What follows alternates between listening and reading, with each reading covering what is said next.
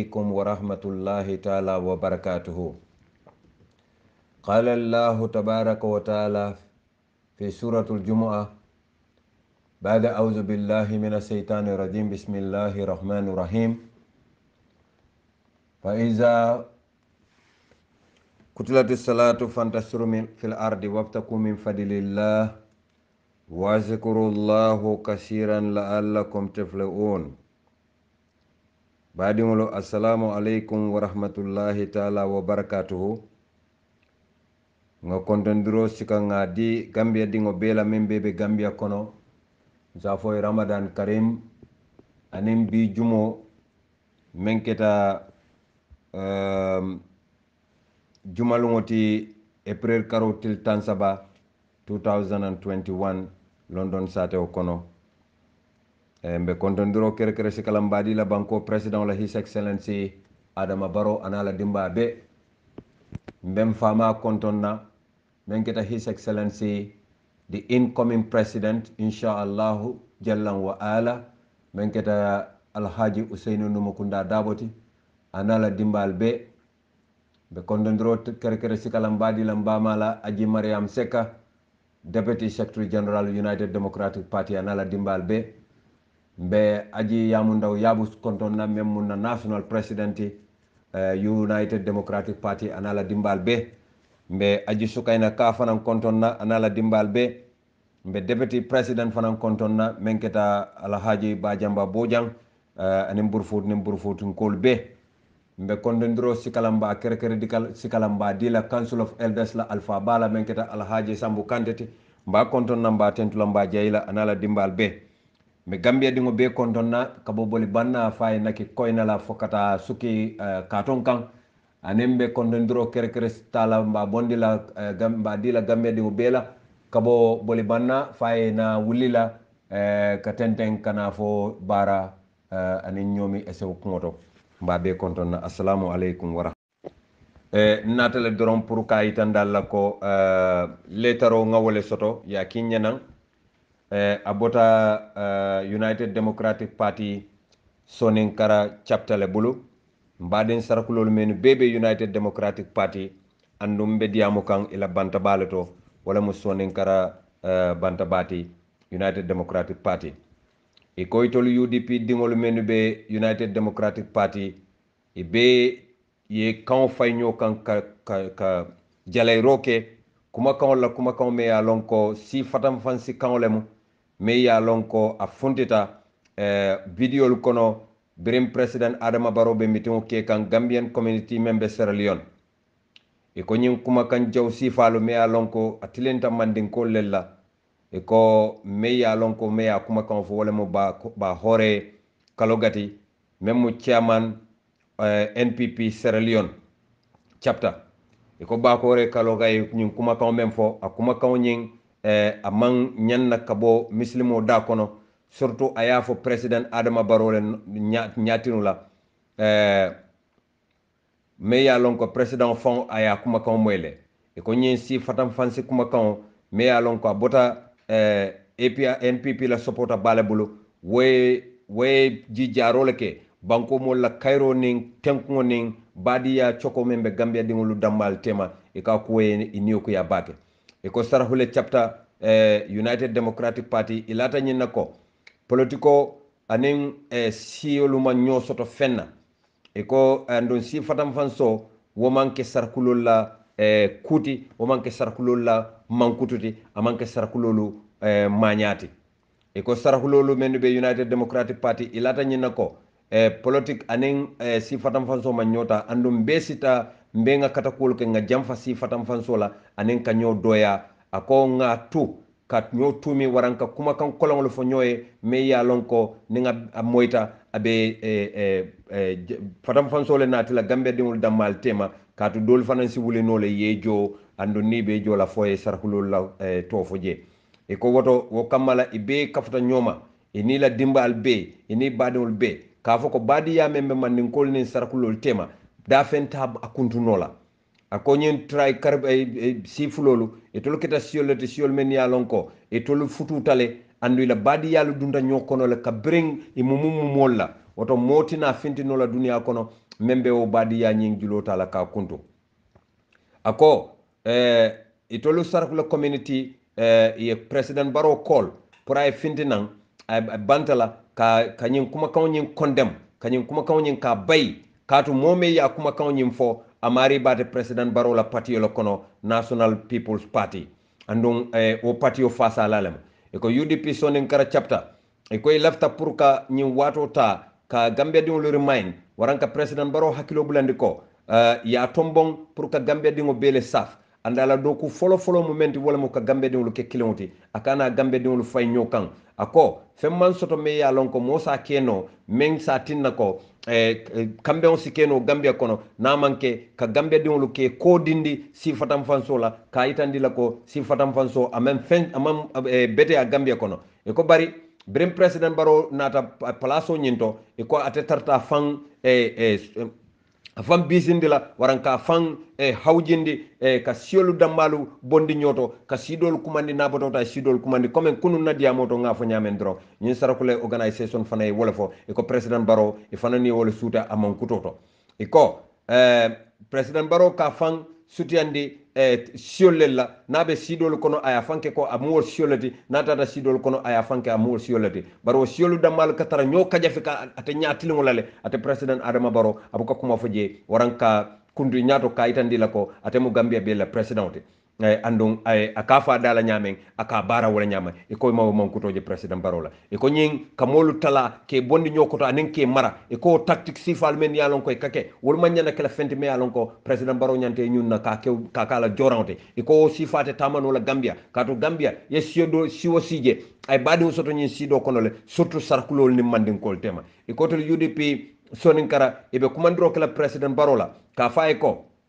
ay kuma sayin jannin kuma wato ba danna katu fente keri me alonko abe kuyanati la siolu damal tema surtout sarkulol ni mandinkol e ko nyim kuma lete me alonko akoye niyo kuya bakele nyimbota haji suwanele bulu même secretary general ti atele a sign on behalf of UDP Soninkara chapter badingolo atolle nyin kuma moy nyola Soninkara chapter la letaro ngawole karang woto mbadi mandinkolu ana kam moy lalu ndefana mbal be danila alsi sabarota ba hore kalloga meje nyim kuma kan nyim fo nte kundingo keta moti me alon ko ngakumandiri sabasoto kabo Sierra Leone kunun anen bi nsafo kunun somanda anen suto mo sababe yen kumande Sierra Leone ka kuma kan lo fonye do fana yen kumande tubabu du jang ay kuma kan lo fonye meya tinna nse daniro ke Gambia dingole pour ye sabari surtout mandinkolu nyum manke signa foloti kabula mandinkol le ke neng andong e kamandinkolu tumi control mo si fatam fansila le bari mennu kamandinkol ne mombukaje moyna funti yafo ibe o mari nyolu kajafila waranka kuma foy bari même fonye ba hore kallo gala mankutoto wala mo nyindi ko aka mo jamala mako e sarli banko kan surtout a ternyol fawol karakilo be mo mandinkolati do fon ko nye ko amalo mune ya bulanyin kuma kan fola ako woto ate aja halita le because amalu telefon kato ate mo mandin ka dingolte bare ba hore ate sanji jama ke Sierra Leone amang bank account fon soto ba hore le lota e pour bank account nyinae andon ayala mandin ka yalonde andon anaka mandin ka kawla ako to kamala me ba hore dunyin kuma kan foto kabula mandin ko laten ke neng nyin nendir nya jawla ka tumi fenna me alon ko ma sede ako ko ya ni ko ya bake barabe daniro ke kan ko ama mandin ka dingolti ay mandin ko be dani konsi sabari nga sabarota ko inna allaha ma sabirin lo nim botawto insinana comme fon nga moy nyamen dron albi am moy le mbadimma nteri man kanunte ma menketa Sheikh Haidarati ay kuma kan mem fo ala dimin nato ay kamfa me yitandi kala kamfa yitandi bake fan munantinna ba hore kallo gay mandin kolu neng aji sobota bake saybo haydara fo ay nendiro fo ndafa nga kuma nen kay ko halil baytol muyti manyan naka nendiro ke ko nyeko njusolo botan kamfa ta bake so wo kamala way tandele ko sarkulol be kam fata nyin ko la bakele ay sarkulol mo ken sarkule kendo be dimile fo même manke sarkule kendete bar sarkule kendo be dawoda nyin kuma kan ya be kamfale aya be dimi aya be niyo sunu a be niyo fitindi kadu ki nyim manke kumati me alon ko anyanta bola ba hore da kono kabula mandin ko la ke neng adama baro fon be loring bari nyim manke adama baro foloti ya lonte man ba ko re mutakula ntenga lon ne ko adama baro a sondomo kono fo setani ya tapa kungola to ban bara sondomo be tembo men ta notale mbesa mako e duwato fo Allahu taala sa sondomo ku bade wolu nimboto do doron lafta pour ka kuma kende bale itandalla menketa wulliti NPP ko be yayi kan wulli ibe faniya propagate kan ka faniya ka dabal comme ka faniya tutu wulli banko kan ikata sate wolto ikafo alkalo le pour yela molu kumandi la sate molu kumandi ka fo korda mo jelle be je yewlu to safe katu mansa kunda kana kuran le nati itata sate jamalo to de itata sate jamalo to limbambulu be wol sate wol konole wulli limbambulu kafo alkalo le ko pour ye molu to safe korda mo jelle be je katu mansa kunda kana president baro kana kuran le nati wulli ngo même fala wullen ko le men en kumandi kan nyinin ka nyin ko wala mu nyindi ko ning president baro lafta kuran nati la wulli aman jara pura eta kordal kono ka jube mo jelle bi je kawulu to safe politiko wuli ya fo nyanta bola gambia la say mobile be mo bele bulu nte ka fale ne wate nko mansa kunda ni lafta lon na mo jelle be gambia be census le kala nko albe census lon ne mo manke dinde wote nyanta lon na mo ne mu census ti ka yayi dulal to ka jube banko dingol mo jelle be banko kan luntawol jelle be banko kan ka long banko dingol mu jelleti silalu fana luntawol fana mu jelleti wala mu census ti mansa kunda ni pareta lon na mo jelle be dulal to be wala kala bari kana ka fu mo le ko laftal to safelan kana kura wala nati wo mu faniyale ta manke tonyati ali nyanta ali kana song yalon gambia dingolo nka men fale tubaw karando bala fatio fon le fon doyata nyin ke balu men be wulo kono atule jutu tawla li yol muta kunim balo lelti pour nal ko le kon kana kura wala natale kando be kering be tembo men do bi mo jama ke la banta kando kamala surtout na bolon kono ma fam passé ma fon ni ko le kon kana courant le nati e fon nyanta lon na ko be sonnomo kono be sewola le e be lafela pour ali bula men na yake e tolta lon na ko atul ba ke kan dalilo men kamma maybe men do fon lo kataje e laftala pour yo listo nyin samba ka adama baroma ka fay ko nyimmo be sawuntale kone alale hakiloto albe sunkarole kono al sila alala ittaqullaha wa tukatihi wala tamutunna illa wa antum muslimun al fanan al sila alala asike politiko to nyawo nyang kana faniya fo mole nko momo ediamu te nengola ye kuma fo nengola Allah taala be konti bolala Allah taala be konti bola walantin nan ka fale ko nte kala fele wate hanni moye kuma fo nyen nana ma fo mole nka kiskisi birenga nyen kibaro so to ngakku mandiro ke mo fulani wala diamuta wol be ko nyeko atonyalam natale ko mole tolu safe nko yara nyen kuma mo tonyalde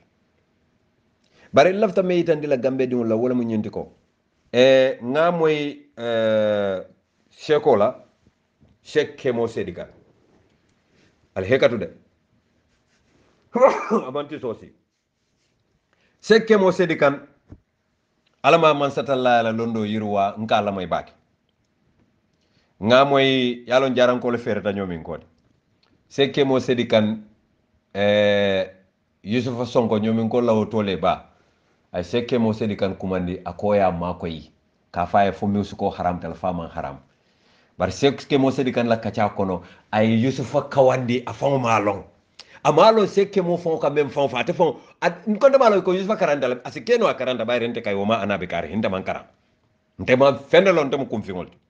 bari yusufa me ka fa karanda sekke mo ka te fon kawandi amalo sekke mo ka même alila mo sekke mo sedi kan al hekatu de bari ngol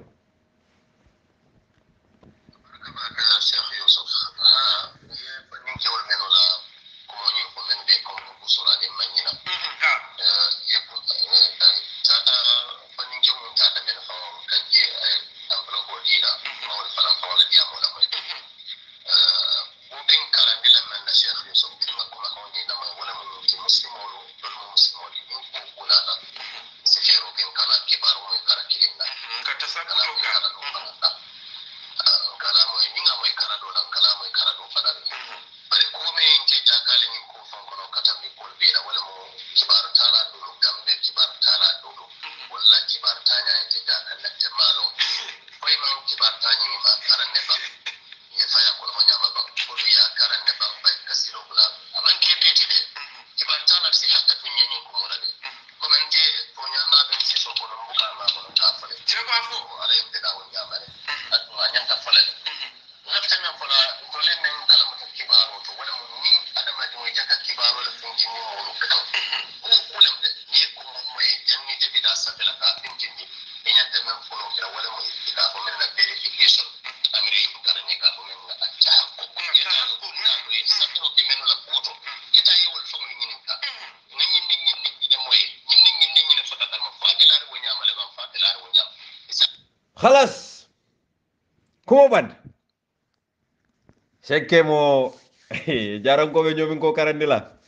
alma man satala ila lo nyo yurwa kila hormodo yaje wallantin na londo kumayata bake londo anyanta hikma sotolale wala nan ko nyomin ko nyanta duwala Sheikh Yusuf because dindin na mati abe londo nyinin kan fo Allah taala se ala londo yirwandi yaje sekke mo sedikan kanyim mem fo Yusuf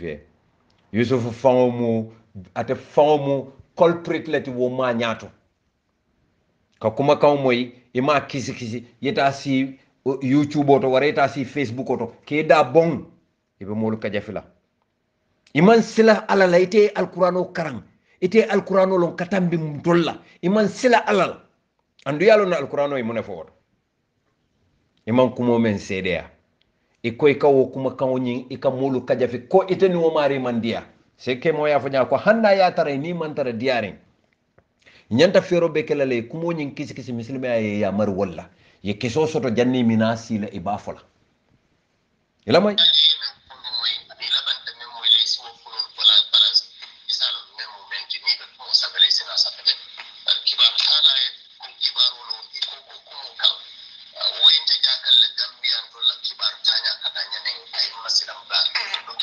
ya seke mo nyanta fula Yusuf yenne ita fo mankuto ay masilam baki ayenta wala fula Sheikh Yusuf because Sheikh Yusuf ate malong aka memfo afo kumo amalong aka kumo memfo ate yalo amalong fanko aka fanyala maybe amalong men ya fay ate lata wolle la kumola ayente la kumo fola dente yam futa male amayra mante nyininka hana ay musol natalo itandi mfonga men wulu ka foko bambala sunkuto le munyindi jaja ni nyul lekata yam futama wallahi be sunkaro la kono yam futama bare anyanta katalele aya mankuto falin yaje momo ka dawa ke ika kawando ke ka alala kumo fa man ke bala kumata man ke fala kumate kalmatullah anin kalimatu rasul sallallahu alaihi wasallam ise hakilotu imagine tedam mama alon ka ko wuli ala fontema mo jamaale alon birim doliyaje wol jeletale yankumande ko nyeko bare nga natalol min je ngat binta nyol doro nyol ngawle natalo je e ko la sungutol le mun ko e ko ha mfana ngaje o nyamal mo nyanta hakilo tulale ate ka bulante la bennenna faka fo fomol ka kumande aka fo e ko nyimba mamasi ko tiagolem Yusuf nana man tara laare musokan Yusuf nana man tela sunkutuje Yusuf nana ma lonte fo mu muneta nana man te jamal long sekke mo be in kawando menna ate fon sekke mo mani wono ka ate fon la kawanda malo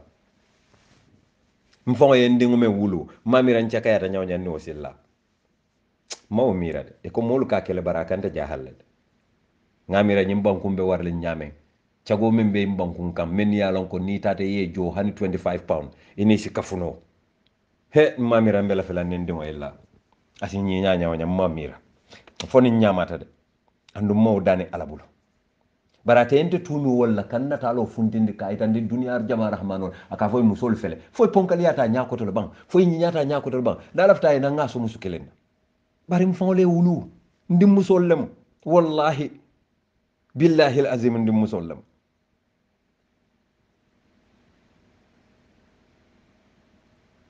ndingolo nga DNA kele nga DNA test kele waya itan le ko ndingolo yelo le munyonoti mami rende wol belal bari nga nyina woto la lafta wod la itan la Gambia dingol la dron comme nga kata dron ale nga kata mbe kuma wo kuma fula ale nga kata nga kiskisi kayti senawle tara kering nga itan de molla nko Gambia banko kata nyamen nim man tewo siti asi keno ndammalu si ñoo tumino fenna me alon ka manke toñate yaje ni yaje fitinoɓe NPP aman lo toñale kan wallahi billahi tallahi NPP man lo toña kan fonin sa inata lo toña kan de bari NPP be lola wato men ya kurkur alkal kontañol dusanoñol men ya kurkur ima lo toña kan billahi wallahi tallahi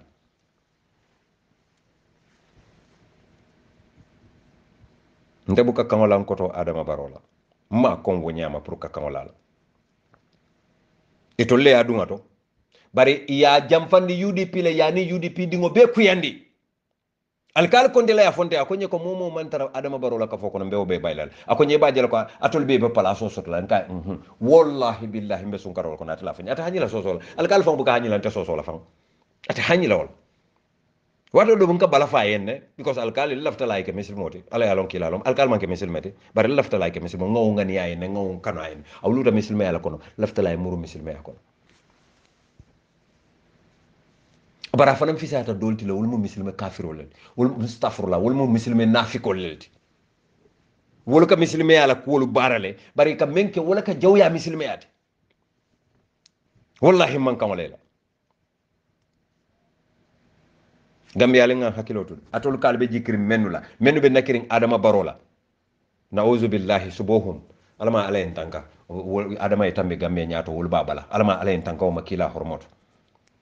mbetembo men don yaje kubuka keno a nyama ni yaje ko bebe tinyarin ni ba alila moy assalamu alaikum wa rahmatullahi ta'ala wa barakatuh koli na sonko kuntu yo mbeme fo kandron wala ni ko NPP mu patriotic me yalon ko is National People Party e ma fo Siyaka Jata Party National Siyaka Jata Party de e ma fo National Alkali Conte Party de mu NPP reti nintel diaspora men be jang na yater mo stronding tentel kono mira la kendol tentel kono to mino for the first place for ma fo ab barobe mo la barabe kole yalal baraka strategy landi ka plano landi amam fonte alaji ki yera koma aliyo moyle de yalon dama nyim NPP ko damal be nyola ding andum ba ding gamben kolu wo fo damante yalo ni NPP ko damal ku yalla be damal tema ku yalla men yalon koy mam pare jila moye because hani menu be la nyaato e menu je nyaaton kolu wala ko le fonke dimi nko mandan alaji kijera da mala de nkal ke be moyle amad jita nyolu wo fenke nyolu wo yankuba dam fa nyolu kaf me map jones wol be alke moyle katu complain on social media all the time wallahi me ko ntenga lon na ko tante malako ibe faniyale kan ameta nyawnyang ibe toñaje la foni mem balanta de nim men kam fata ay toñaje ike kumandi dumale ya foy ko kana woke ni ko bokala patio be telale nin jawle nyim moy dum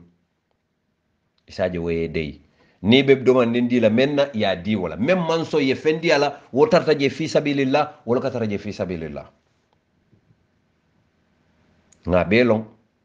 molbe jammen ya lonko e ka kodo kiyena kabona Gambia ngaw be lonne diamo wato man si yalon koy nako carte fawo man nyaka son tenna bul beñol be fayla sayin NPP ngol da malkatu nyola dron ida malkatu nyola dron suto nentilo ane ko manta revoke la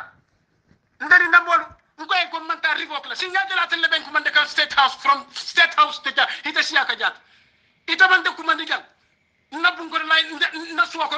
alla telephone line auto state house ni man fatante la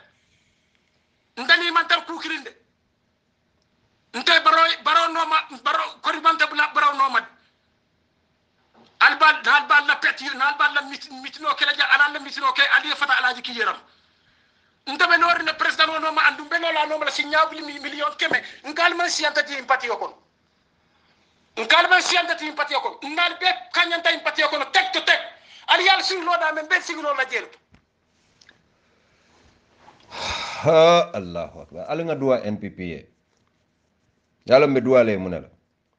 alama man satalla sunkaro horomoto ay be nyaayele ibe nyaaye to nyaaje nyola membe maboring NPP nyaaton kol bulu isaje sa long ibesi bo NPP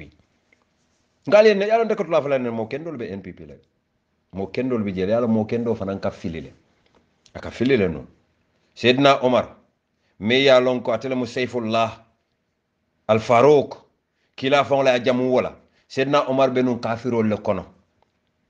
Khalid ibn al-Walid me ya lon ko Sayfullah man satalla la fangolemu man satalla la ke fatimul sujaullah ala la ke fatimulemu abenun kafirol le kono wallahi badara kelo ay muslime jama fa baray bela banta tubi la biriye to nyaaje kul jaa al haqq wa jaaka al batil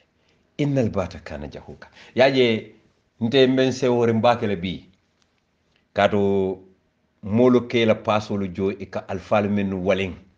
pour yeso douala nte kundingo nte me alon ko porci manke fenti ni o alfal kela telefono sika e kante kundingo kuma nte mente fenti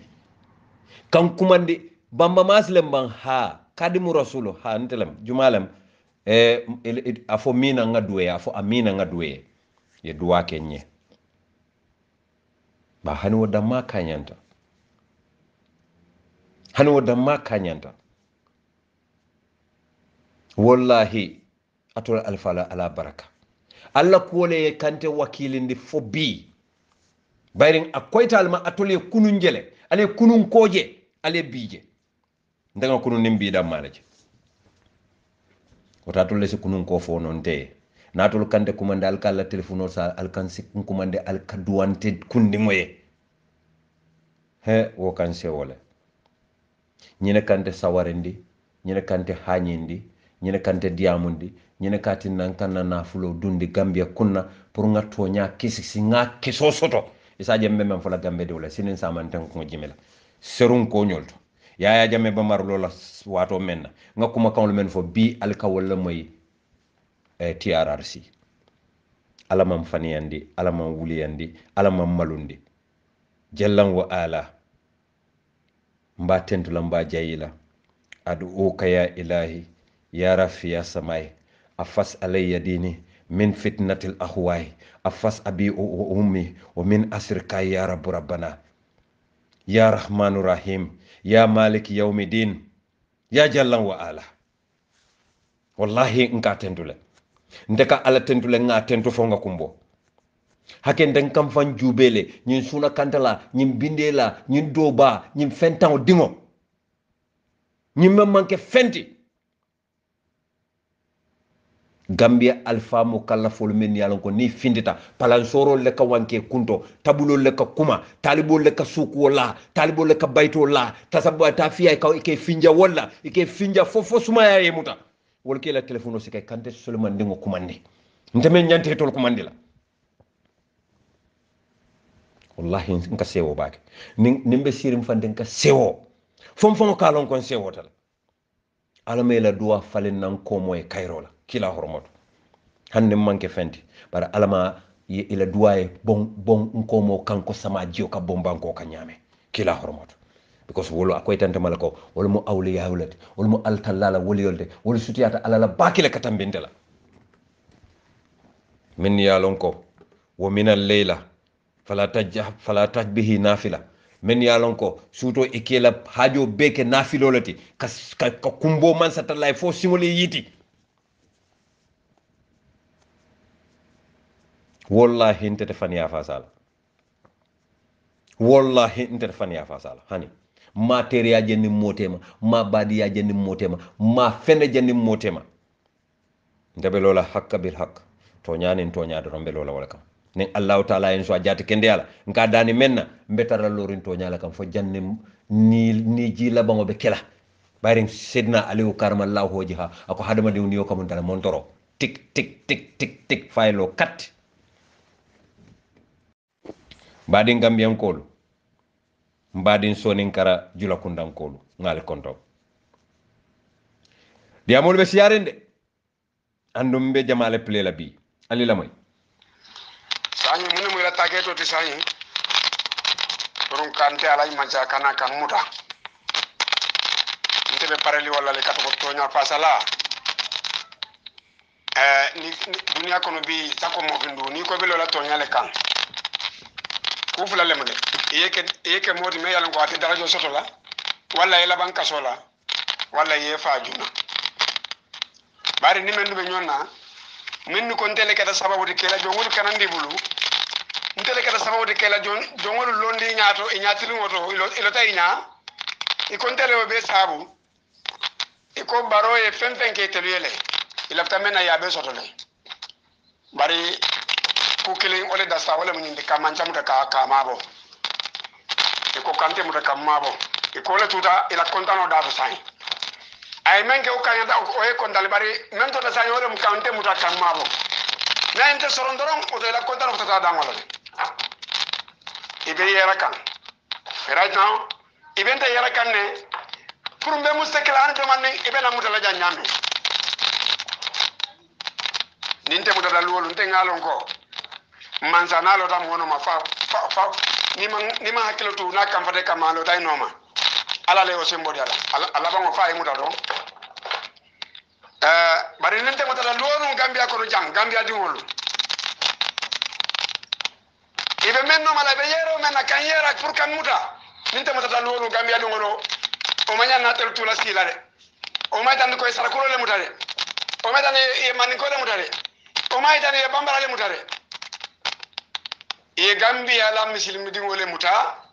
ye kila la mantole muta ye muta to nyaade kan ali hatimolo mo batari ngolo mo jakal to sate kono ye men de tendi sate kono mbala fata wolle kalay ko ma ke dema be de to men kono ali jakal men kono me yalan ko amantar kere dunya kono sañi men mo joyati o bala fa yembulay la nyaton ka yala ko ngedema mallay kampanya kan mallay kan tinyar lo kan mallay kampanya kan latay kanyila ke dema be de to men ko ne boji badi ngolo al kanyin ke ba mem moy sarakulolam enyin audio kinyenam bari ko wato do ben kadiamu nyin gambana nen horoku walale bari yalon nyin diamu fo moyata nen hakilola ikana bula mo kasida esitara lorin to nya kan ndenga folen na diamu fololto nko ale nyin joyanem fore ya bondi ale si albe ke bakilin fakilendi bari mbemem fola e kamenno fanan kumandi jongola ndemale je ko jongola malti de bari al fanan sale hakilotu kalni molle be sirin al nyum misin mollem ala domandi nyofe e mbenyin ke ba fanan al sinna diamo futandama kayitandala ko adimmale muntati ndamu dindinnete bari asafo jonkundan kol fane ko waranta asafo muslimoli fane ko men ya lon ko e ko ike kumandi wo tolla ko ilafta jamao men lola e kana tola gambana jamao la e kana tola wala nse mfaram be danila wala ni wala be kuya banna dukare alake alay anala kila sallallahu alayhi wa sallam innal masajid lillahi fala tadhu ma allahi ahada alikana kuma foje na manke alala kumoti memmu kilengoti tonyati woto alikana alala jamao ke nyo sabaramoti yalo mobe mofulo be buka bolo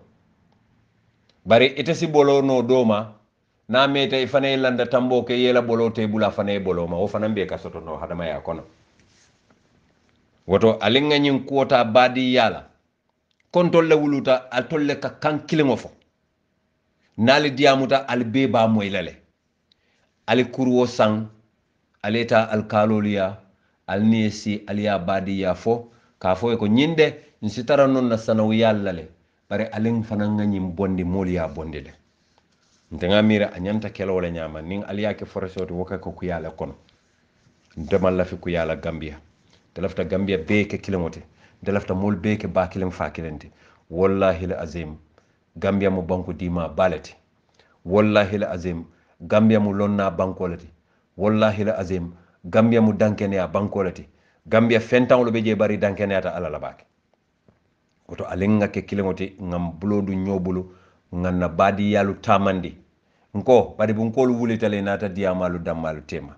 fo hani kabi alta sabari no la ban ngamire ko sarakulol nim badi mu sanawleti nsi hanyi nyim fola badi sarakule banta batole katunte man sarakule kam moyde hani man sarakule kam moy woduma nin tata madina tuba sunyala niem bayye muta ngamo ke balka fo ba hore awara nke ba male ngalon wo koto mu mente bare malon dinne ma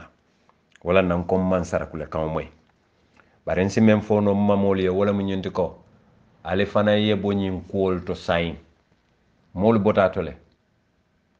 wallahi la fariq bayna al arabi wa hazami illa bi taqwa ndela kumandem fala kumandem bala kumandem muslima ya dino wolem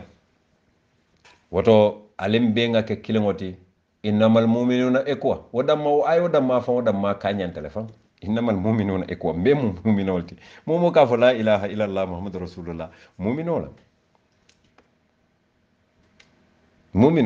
wallahi so woto alinga ke kilingoti ngani kelolu bondin tema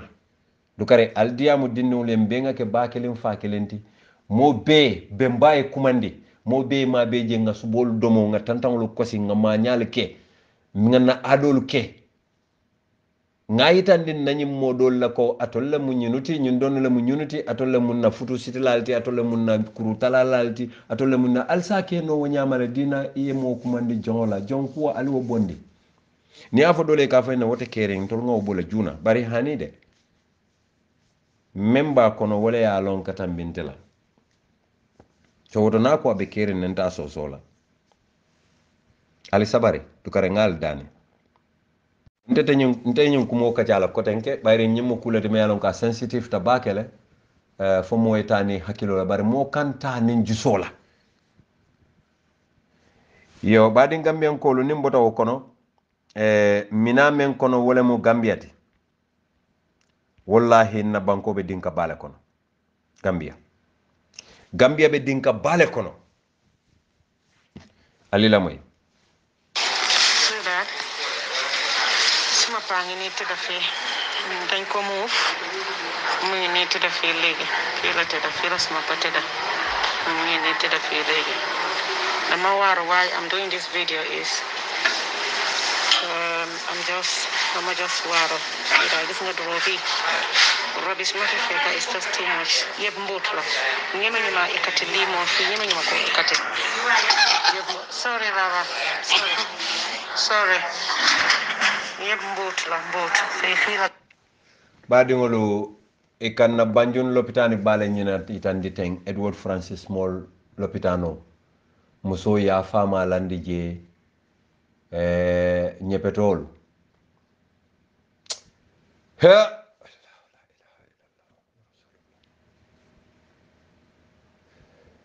Gambian tanga mirandro fon le jawyata nyimbe te keno la mansa kunda fonti mansa kunda de tonya wuli bulo ni singoni nyani fo balo bele bula bare ngamere gambe dum le fon lo tol fon nyantam fanjube la bake nyantale ngam fanjube katu lopitano jaral dula ba wonyanta Senegal de because momen kuranda sasa le ba balo kono ni wota do lopitano tata sasa do sika jedo ani memanta jedo altulo bala sasa tolu ka toto fola moy camera ko hani kuni mun alfana ali mansa ali ngam mansa kunda falin koni Gambia ali be ngam bulo du nyobulu ngam mansa kunda falin ni nga do keje woy health minister ta amando ko ke nga fanam bondi je nama health minister bay koni Gambia ali nga sembo tan tollel tamu tollu do balu tollu fentawlu sembo ben tollel bulu ali kana motiba ali fonle na ali kana ngunuma koto aka nyo ta ka fay ko ka nyo fay siseron le ali ka chopping anoma ba ñin ni ko ya warta de just right now Adama Barrow barindi manjaga ay mo kumande Europe jang ay kodo ki mentata kanyam 58,000 euros praya ma koy fonkoto lan crosot badi Gambian ko nka men fale mboka chahane kumo fale de alal tulo tunna kumoto alkana lamoy anin jisola ale lamoy anin hakidola nko badin gambian ko mun dalil batinna atol be sila albe jutula al fanna moome ya lon ko amon kodo men soto nya lon o kodo bu kam kay fenti nganyim fale dalil kamade mina be explain la lienne kato Gambia nin ali fanjube ali fan korosi albeta tarlal ko Gambia alla banko be tembo mento atol fotalale kato ki Range Rover Adama Barrow barindimma ay Range Rover men sang kendi wunyi ya sang ay 50,000 euros almost 4 million ay Range Rover sang ay wala biray Range Rover sang ay abula kulungo kono kulungo pour waya sama na Gambia ay euro kemesay le jo euro kemesay badin Gambian kolu nin almale hakilotu alkana mo mutakula de falento men tuta jente o folale jellemo ako kende ngo yota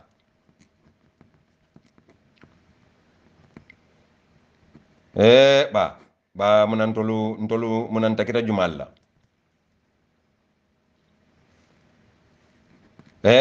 ntakita jumalla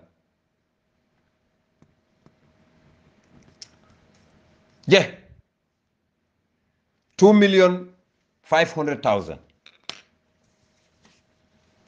2,500,000 moto molu mamani boto soto Gambia Adama Barrow barindul be kulubale ya kensa wala Gambia kono men diate kawoleke amma me ye kodo sika yadi nyin dindi mere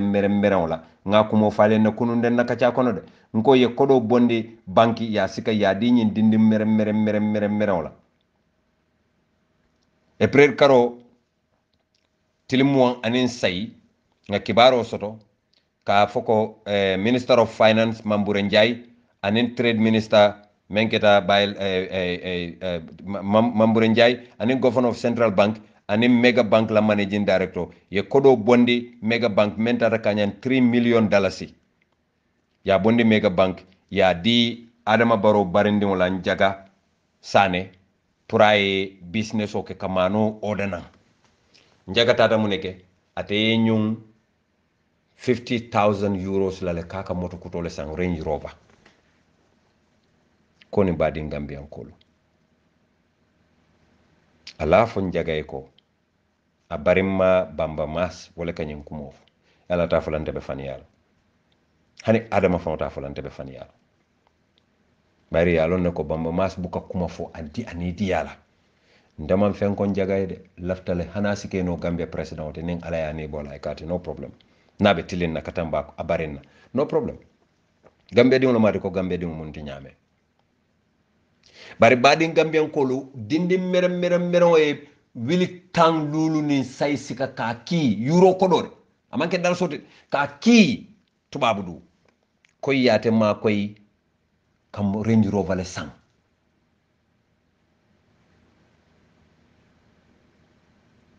falinto men traje amariata apan ba soto wato kalam ama la soto ta nyame ay do sin ke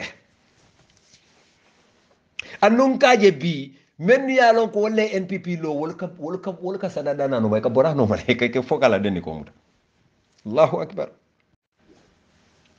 annun badi Gambian ko lo wo mu do man ne wolte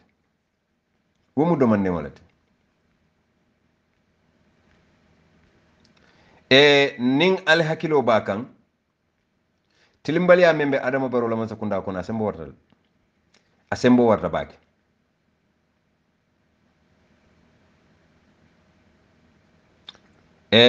Gambia alama alayendema kila hormoto alama alayendema because ning alaman dema ate watila ate bete alanto because ndeka korosiro ke nyame la ilaha illallah crime nin tapaleya nin tilimbaliya sifa membe Gambia ngamira kunu mbota musundi wala kumo folali ye men samba foreso kono ya singo kati ya fayje ya la kalpota ya la fengo beta je mbewo fola yara fan kanale mam boro fete nyala inata audio do fanan kinyana Maaleykum salaam. Hadi mnas. ali ani wo kante fon la konton nga wo kante fon la konton Allahu akbar. It's getting crazy every day in the Gambia, you know. Another thing happens right now, you know. A young boy like this, you know, from Bissau today, arrive in Gambia,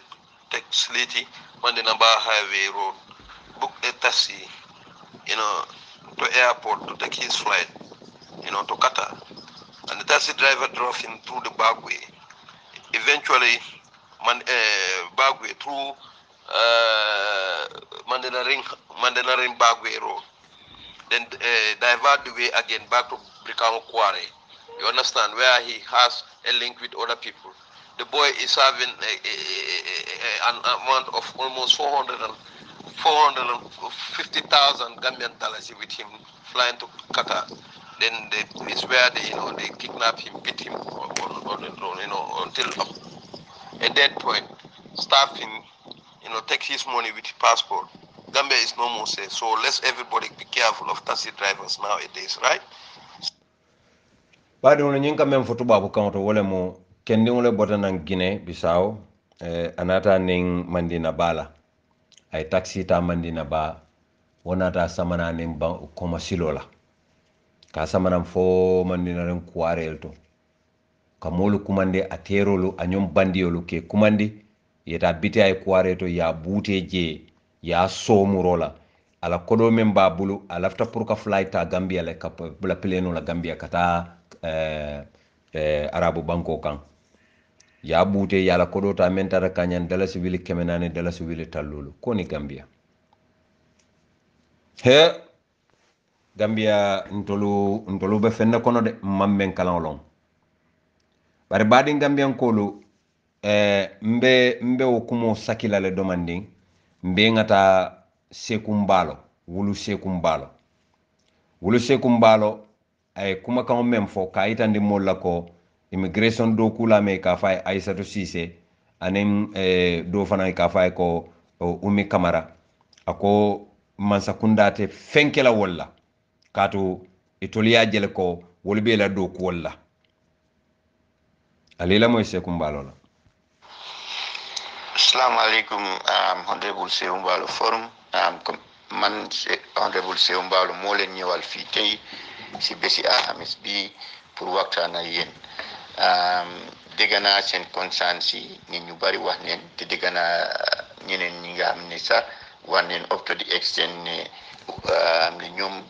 dineen slow down seen support bi si NPP because of NPP ñu ngi toog. am na civil servants yoo xam ne ñu ngi bulli ay jigéen ñu ngi leen ay woon doole ku mel ni Aissatou Cissé ak Umi Kamara li ma yaje baadiŋolu sekumbalo faŋo ka meŋ ke a maa loŋ ye a loŋ moo naa maŋ karaŋ a buka a kee kuwo faŋo le loŋ because sekumbalo mu civil servanto le ti mansakunda taxpayers olu moolu mennu ka naamoo joo wolle président o ye a taa doo kuwo la wolle kaate joo praike president la advisor te funding ke wala karola wo kaka NPP ko le kacha kafo molu menu lafta bola NPP nyin kamale kam fatale ko moli ye nya kasi man sakunda la do kula do le lafta pour kanyin musu fulo batandi e kaf mene Aissatou Cissé ani Umi Kamara bari wala ali fawli ya jube ban Gambia mune kake Gambia mune kati na civil servant sol wolu kake political party tool sol lelti wallahi nim pa Hussein wole luwalon tete ni wente ta do ko la man sakunda falenta keta president de pa Hussein en ta do ko la civil service ndenda do na UDP ko nim ba kala fana ba kala duma le fone ngana ko do jode membership ngawo jo ni invite meeting la Gambia dingol bebe je ngata ma beje bari ko civil service nyante dabula politiko ko le anyanta kala wala nyama bari yalon sekumbalo nyol wol malon e kamenke because imam banko la loi le font le tout font les main sign imalo Civil Service Act imalo government la GO and the FI the general orders imalo segumbalo bibi ni anyin ka general orders la ba fere ne ko man hawma lolu luy lolu amalo mi andadu hodum wondum amalo adama fon le fisayata mennu ka sa ayamare yamare wolbe adama yamare la munela imaji ala diamo kono mba ple la lenne alnali la moya ko etol fon tata director general yale même marta immigration la pour ka fay ko ñing mo fulo kana tuskela ngamira police ikoye commissioner kante ikoye o muta ya samba kiti yola because wodi amutale amanyan na diamula because amanke police spokesperson yalon baade woni nyinka diante bakele because mansa kunda alifon kaje fayene la jenko la montayga ya ila tilimbaliya alifon le kaje alfay khalas aman jarfan kontol fon la diamu manyana siala because alfon nyaka to nyaaje foni meya suso sokide summun bukumun umyun fa umla arji on foni membalandan bari to nya alfon le kawje alfon le ka to nyaaje alfaye ko ñi molu man teleng because ni marta molla momo e luwa tinya banko la luwa le mu amanya na kala ko ni tani bamba mas diata bamba mas e luwa tinya nyanta fasala o may ka wala fonye e ka fonye ko ha ni bula da president adama barono ma ite fa alon ko tusta bala nyin ko akamunda ni tanga tilimbala ke ni bula da barono ma tusta bala je e ka wala fonye wallahi be sun karo ko no e ka wala fonye wallahi billahi tallahi bar hadama di ni be laren koy be toñale kan kana son moye ke jorawti nte mo bukante yusno nte mo tiasena man ngo dingolti mo bukante ke no jorante am possible e ben konnale yen kanu o yen hate wara yen love atute telebul o mande samba dawo da bumbuka bakala ma fam because nte jama tilo don ka kol men sota ka sia kol kemet so ni man kana lon ko dolle be duniya ko do wol ka duwanyel wol man lom fan so ni man kanu habe sama fu wente tora mun ayen tora munela foy ka safu no men tay kam balo kude bari ngalon ko nyimmal la fin benke kulal alla moy se kumbalol na yegal moy dama len ñaan moy ngeen calm down ngeen am patience democracy nehuta fix. It's not an easy fix. Be paretami is not a quick fix. Bo am nga ñew rek legi nga fix ko. It's not like a dictatorship. Fum jaan ñu waxtaan ñu seet naka la ñu adresser problème fekka problème bu genuta ya nonu genut réew nonu legi si problème si ni dina leen fi reveal ni about 2 weeks ago ñetti advisors mooy man Honorable Musa Jeng ak Honorable Henry Gomez jël neen sun time ñu dem si immigration director bi Sidi Touré waxtaan ak moom ñu wax ko ne dégg neen yeneen concerns ne kii ni naka la tudda di Aïssatou Cissé dafa bokkoon si opération soo xam ne ñoo doon liggéey that night be pare ñu involved si apprehension of a UDP truck ñu jàppa truck boobu noonu ñu wax ne there is an allegation ne even drugs mu fa woon so ñu ne ko ko loolu nag dégg nañ ni affaire bi coow bi bari na si nit ñi si Gambian si te be up to the extent ni ñu ngi wax ne dañoo daaxa kooku ñu ne ko loolu moo tax ñu ñëw foofu noonu ñu ne ko this government bii ni government Barrow mu ngi taxaw képp mu ngi def képp kattan pour mu fight against drugs pour mu fight against terrorism and violence ñun duñ toog ñu seetaan officers yoo xam ne ñu ngi taxaw pour dimbale réew mi pour fight against drugs fight against violence fight against terrorism ñooñu ñu dem victimize leen because of ñu ngi in the course of their def seen liggéey ñun albe ñi moy le de se gumbalo be men fokan surwa kon real on temaf akate Musa Jeng aning Henry Gomez itolle tata director ya Sidi Touré même immigration la director te kay ko nga moy le molbe dia mola social media kono itata je wato men wotuma Ousainou Darboe e press conference ke wato le tata je e ko Sidi Touré ko mal ite ma ndol president barote sonna yenyi mbay yalon badi Gambiankol mbe men folale Ousainou Darboe nanata fola ko yewo muso bay ananda to fola doto ako polisolu mbe fasala pour yela do ko ke anyama bari nyanta ko kiskisila ya keso bonde sila ninyi musu tata fo amaje ay même fo faniale mu anda ya fo social media le anda ko ali nyin kuma kaw nyin sika aliya di baytul lala nim president Adama Barrow mu motilen ne woti yalon Seku Mbalo abaraka Seku Mbalo nga fo en president le ta dia tante ba because nte ngalon Seku Mbalo e fon fel long aba fola Seku Mbalo bob da mara so e ali be nyin jele Seku Mbalo la kuma kaw fo fon abuka fo ku fang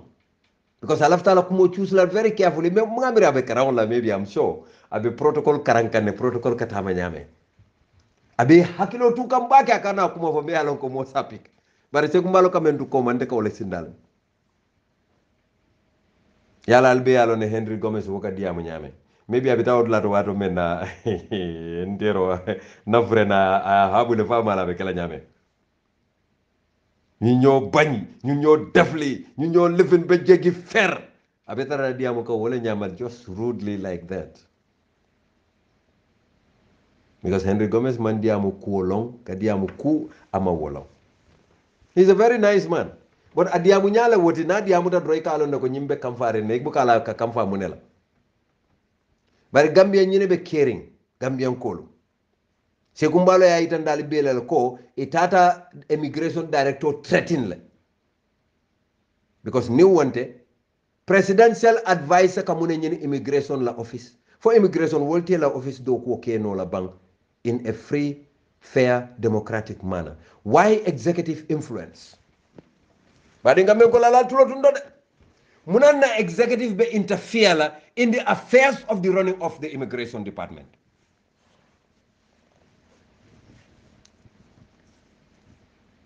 alibam ku jama katama duma kadimu rasul kawla fintindi wala ne ka kam fa kam e maje Seku Mbalo e ma koy do ko Seku abaraka mawdo jarama ko terma woni kadimu rasul ada wandi kam ite lonne Seku you know me very well Seku ite Seku Mbalo le kalo ko bama mas jambaro le muyti ite Seku Mbalo asikeno bi inyako to manke jambarde fayri atul katu kamfare de kamara barinde kay I can understand yeah Seku especially te kay ngay teta understand le because Seku Mbalo ibe dameng ibe batare mbake America la no bering jame kanu le da be jungu yela muso busi la yela muso bukele la bun kona katela jame kanu le ya ye bute fo mine fala ete alon te ngalo bare bimman ne ka jafola de binte ka jafela bare Gambian kolu ale Seku Mbalo la kumo moyle bari kunun ko wularo talata lungo wularo talata lungo suto amira dunda arabo kono nimmobe diamola ay kuma kon la fonyi me yalon ko ay mbarandi baki yalon nana diamu tanu nga meta de nga na jara bitam ma do la kumo fo ko president Adama Barrow e contrat ko diala anda man karang aman contrat ko long anana man bulloke anana man silalu dadake anana man fenke anana man sala do ko fon kala balu kono apprenti le munu birabe bolana Senegal Casamance amina Gambia anata apprenti yalla nte buka mo bayindi niaje ngala kumo fo president Adama Barrow e contrat ko men diala million jama Gambia la taxpayer so la kodo anon tela do ko mu kiskisiro lati ninga kiskisiro je ngaje ko nyimma wo qualification o soto ando amanyan na do ko manyan na contrat ko dilala just because kafo aka Adama Barrow le support e o manyan na tinna ay kumol fonte ma me yalon ko wuli yala ma manke to nyaati Musa Damfa bayri ye wuliya fo adama baro nala mole konte me long bi mu sunkaro kono lati nte jam fala baake nte kuma bal fawol fola fan bari jos mbe do man dindin ne fola pour ka itandi la ko musa damfa asi keno nte nga long men kela me bi la muso fa mo kela nte la kujaw fola de na manke kilenti ku la kujaw kilindi rombe wala fola andu fa to jaw yala baake andu wo mu la kujaw kono do man dindin ne ta kamutal do man ding corti na manke la muso fa woti tonnum bi nte sunkaro fa jube la mbe jabi la bari la muso keta molati me ya lon ko abota men no bala wol muntel alfalelti wala hormoni la bunya kan muso la hormona la bunya kan ana bota men no bala ba alaji side jabi jara tonya taba wala ko hormona bunya kan anin muso fa ba ma men keta mba binta sonkoti mba ma binta sonko aninga barimma me ya lonko alaji sonko na man tara num pati kilinga benum APRC lembe UDP nyawo nyang bari mo kendelam wol hormo bi si duwa wole bi ni fitro sali warani fo salfana la kana suba tambidal ni salita musa dam fam betel ni salta si duwa wole ila muso fama abama ani muso la badiwol isi duwa wole ani jabi kunda tonya tabi jabi kunda be ni wala palan soro te kunto balo ne ni mbama masila dunta nyo mbatu nga foye bari ko melo ibama ni fama ma wulu Gambia manke Gambia kati nana man si Gambia nana man na Gambia fofani yala wote ite musa dam fa fa manke Gambia dingoti ite e mambo Gambia e bota Casamas e bota sata o mente ka fole jas Madina fo nga fan yala fo bam inata Gambia ya jamela marlo le kono inata drive fa karangol la pour ka moto ning ibe mem bulu moto ningola iketa ibe men na apparenté yala non e ka fayen ko babandi mbiyay mo fana mo fan yala tiban inata na futu nanyim bari musikendo e palaji side dingo bar ngalon ne ko wayatra palaji side te balurin bari lafta pour ka ku kilin na foye ni la fitante nga tente ngefo nakumo nga moy la ko tenke andu isi duwambe sunkaro kono ngan kali sunkaro la ngan kali lelatul kadiro la nte mantare bayndi kan melon ne fan malla fi kelon nga mem fo man kasi fo ko imanya na contrat ko dile la katu iman sala do kuno iman sala do kuno nga wala fo iman bundo kuno ila do ko mo moto lati aning biri bodna jas Madina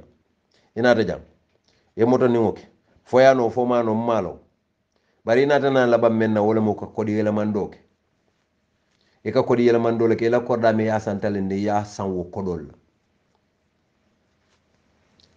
musa kanante made ni mambe tenden nambe kumal fola wolta diyala tuloy andu wolta diyala ni momo den tata diyala tuloy yenna jaranka bare musola futu wo hormona bunya kan nta jam fala baake de nga même fo president Adama Barrow e ko amanya na contrat ko dile la mam faniaf nda buka mo bayende o manken na style ti fan bari i konte nga wuli yala foyma nte me long yalon ne ko ital akoyte mala ko ima long konte be nyim moyla bar moyen ko mande kunun ko aya kumo fonye akonye ko bari iti kana danko ngay hanide ngay mbe do man dindin na fola yesi yam fumma ite musa dam fa yaya jamela wato kono le mu ye Gambia voters card soto e koy bota jara japinele ila voters card bala wala beje koy bota jara japinele e mambo japin because yalon nako japina mu dam falle yati e konto mu dam falati bari laftale pour ye nyil lon koy manke Gambia dindi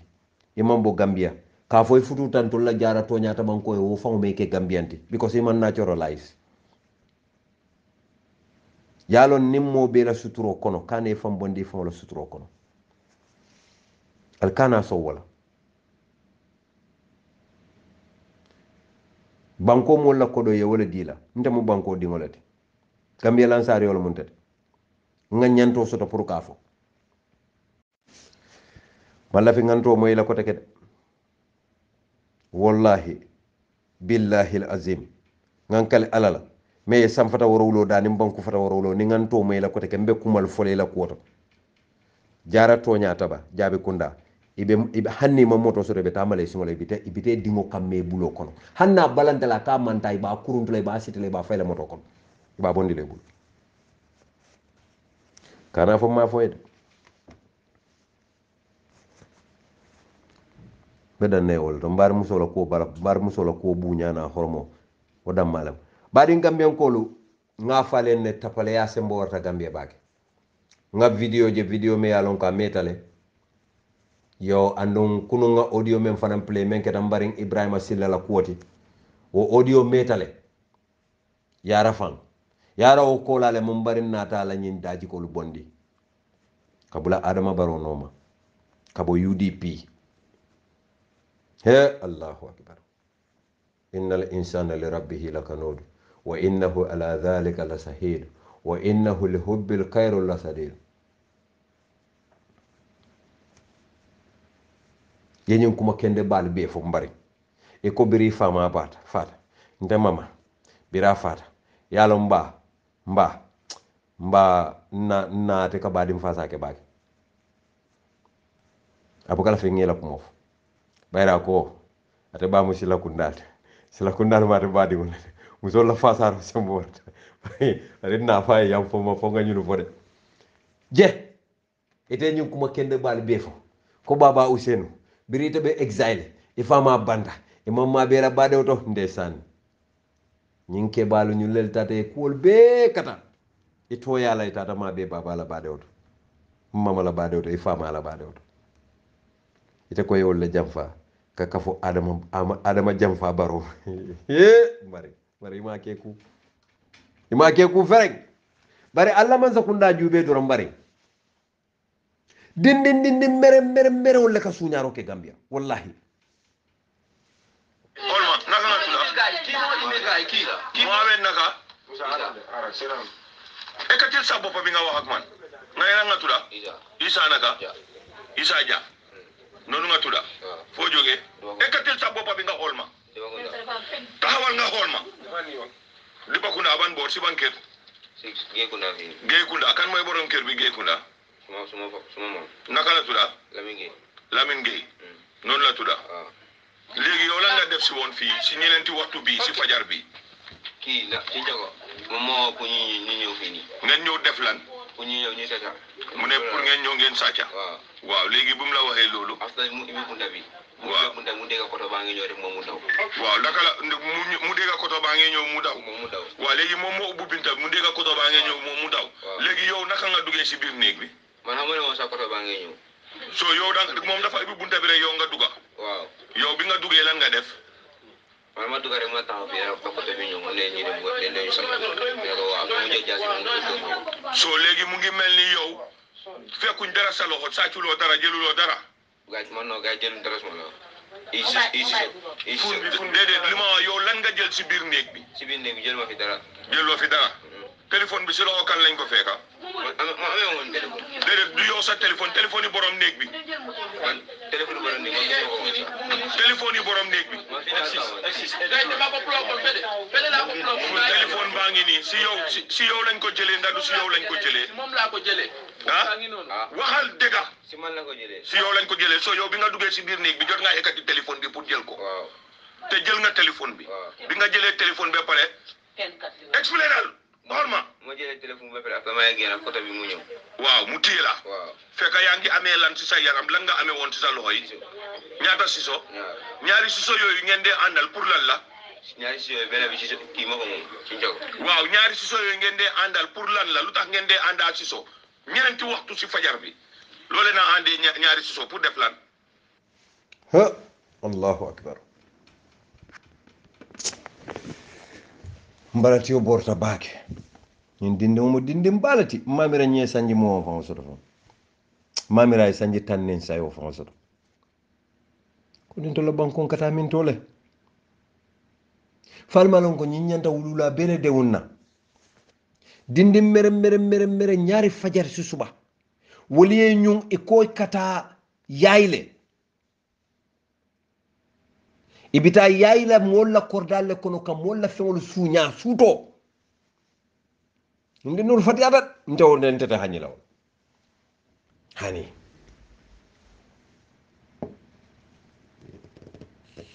allahu akbar badi ngam men ko lal kañum jela de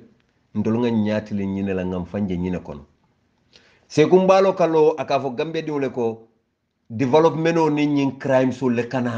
ako hani america ako ñin sifal le kakeje ne yuru waketa dron ani crime le fanan kana se kumbalo le da ko ñu le ka president adama baro ya mare gambia no alte karto fayla adama ente fongo ga bolonde alte karto fayla adama baro ya ñin sifal le benna banko kan allahu akbar ntolu dun ko ntolu mu misilimo lelti ñaaben na banko la be tiñala mbenga ñakasi momo namanterete la karola dron ila hajiti je namanterete mari la karola dron ila hajiti je fo banko kata wala ñama ba gambia banko ñanta tala wala ñama ba ali sabari gambia dingola ali sabari gambia dingola ali sabari yalon npp ko fawol yalon ne ko amam possible no ima eto dula sur lebe dunna dame because ñim kol men fawol bebe kering ñu ñosabo men dama be fawol damalte ma ni ñin tilim balya men bebe kering e buka defenno e ka kamfa walantine ka fero be kata itol be mune keno la be men counter no la ali fawol ye momuta ale moto tabulu ale kay ko bula moto dola atul fon liyo la moto borindi ale moto sajle foka pare jannal be futa police station ale moto borindi atul le ale moto sabada mal tata le tay kulolu burtuto moto kono ale asamba police afta ale yakuma nal kay ko murna ngana moto saj ko rek al tata moto saj tay kulu kese worowla ale o muta jal ka fo nga boto le muta koni ittaqullaha wa tukati wala tamutuna illa wa antum muslimun al sila alala munantinna alimo tay ko samba kiti yola nta ñin tay ko tula jede ñin tay ko be kar la falale anim president wala ñin smart garden nta wol tula je moko badi gambian kolu nin aliya jube aliye koro surol ke alba jela ko na banko ñin nka dum men kono albe TRRC la moyle mbe nga jela men keta de as long as amete la family ma mobe ke fanjenken daye tilimbali abe kerim banko kan mobe nyaka sala mama fatima singate kunun albe TRRC la moyle aliya jele mlafta mem fola gambe diwole wala mo alim be nga jamawlu kono misirolu kono salidulal to taren alim be nga duwa e sambay faliye fo man satalla sa so jasi kende ala e sambay fal anado ku ñolu be kabirin chairman Dr. Sisela katam famo bama menketa madame Adele Sosé suma yaay mang la nuyu aning imam Diallo mfamo barimma ifulo be aning commissioner Kinte aning mfamo barim muso aning commissioner sol be aning dokulal men bebe TRRC alenga duwe be bade ngam ko lonte ka duwe ne kato ñuniye tonya sifalu sabati Gambia ko molu mina sila Gambia fawlu be dayle ba fala hante nga kare bunde nga busa kidola da jolonta kolonkon ndena mo mira bare ngay beje abeketa Gambia woto man ka fo wato menna woto ma molu kalole ka fonye ko ñunu ñoo wulote kering bar bi alhamdulillahi rabbul masir qayni wa rabbul makri bayni bi alfamu kallafolu men ya lon ko molu ke walen pour duwañi no la wala kan ko mandi telephone ko nye ko muna wallahi molle be balande ndoro bare mo be yalon ne ko alka to nyaada fo o sewo warta ala ni tolu adama baro fanan sa fanan tentu kaatu TRRC keta la marlo le kono ilaftala aburuka de bara ma aburuka folo wo kam ba tentulaw kan because mo nay ku kendo ka fo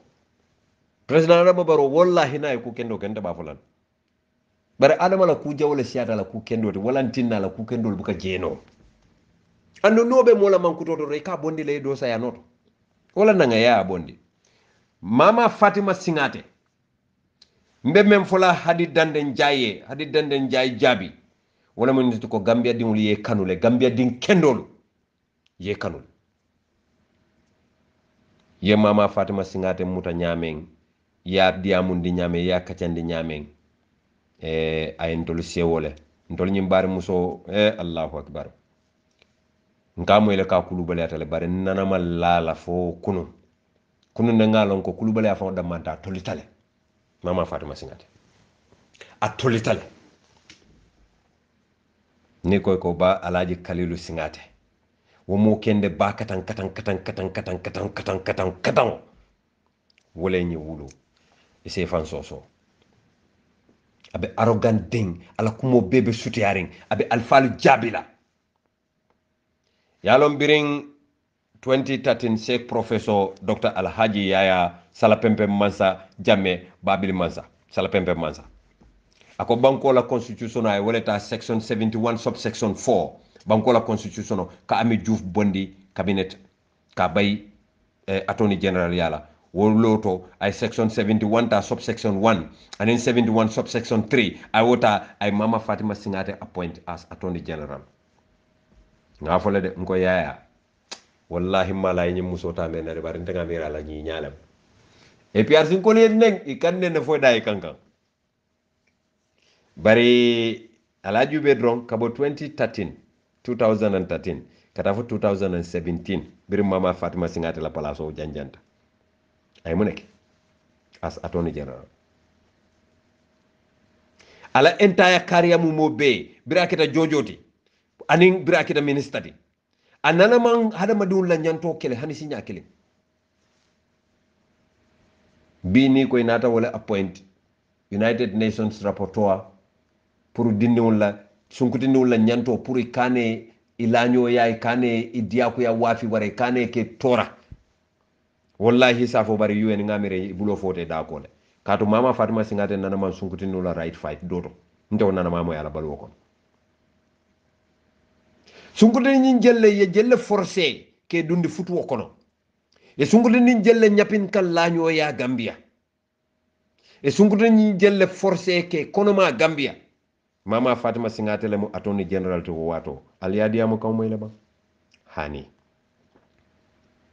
ni ko say wala ke UN special rapporteur membe marla sexual exploitation of children Human Rights Council leate appoint wala March karo 2020 aya dati May karo til follow 2020 badi Gambian kolu nale hakilo bakan African Center for Human and People's Rights ila chairperson biriye meeting pansi tlakula memu nyaton ko ila siranti ba ako mama Fatima Singate minister mem marta loi kunya la Gambia akaya kumandile ka tilimbali ya itandala ila bengo 58 session African Center la 58 session koy mama Fatima Singate kumandile kayit ka nyinanka mundalile atinna mo tan sabani worawla opposition ol yewla ares woto may solo sandem fa ko mama Fatima Singate ama jabi ko mama Fatima Singate même foy wala mu nyinti ko aba ko kiskisi la labe murla ne kan bar hani bi ama murika baden Gambian kolu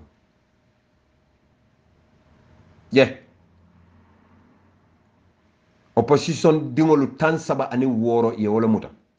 including opposition United Democratic Party la secretary general and party leader Alhaji Ousainou Dabo me ya lon koy nyapite kay ye lipado ko le ke kosi mama Fatima Singate la marlo kono ala attorney general ya kono atele mo chief legal advisor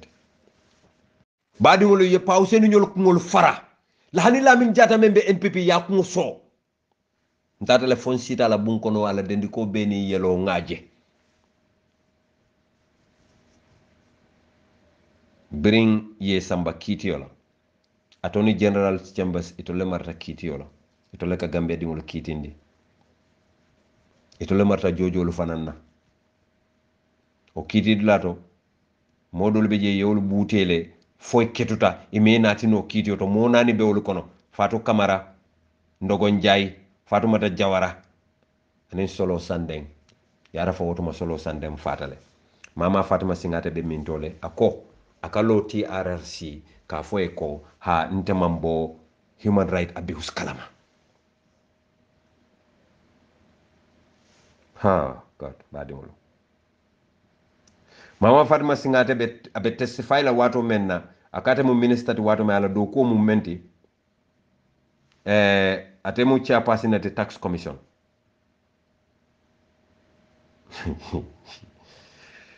ndenyi mbare muso ndenyi ndoko nte fenti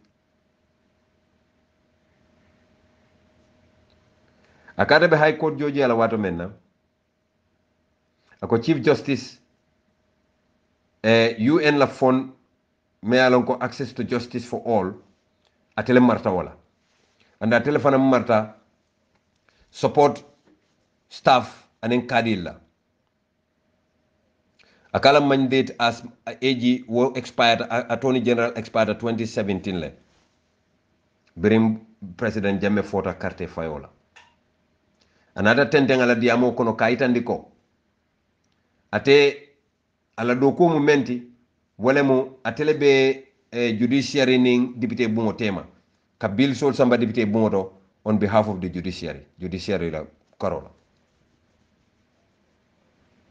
ako katu chief justice titano national assembly ako katu judiciary mu man sakunda fanana bunda kuma dolati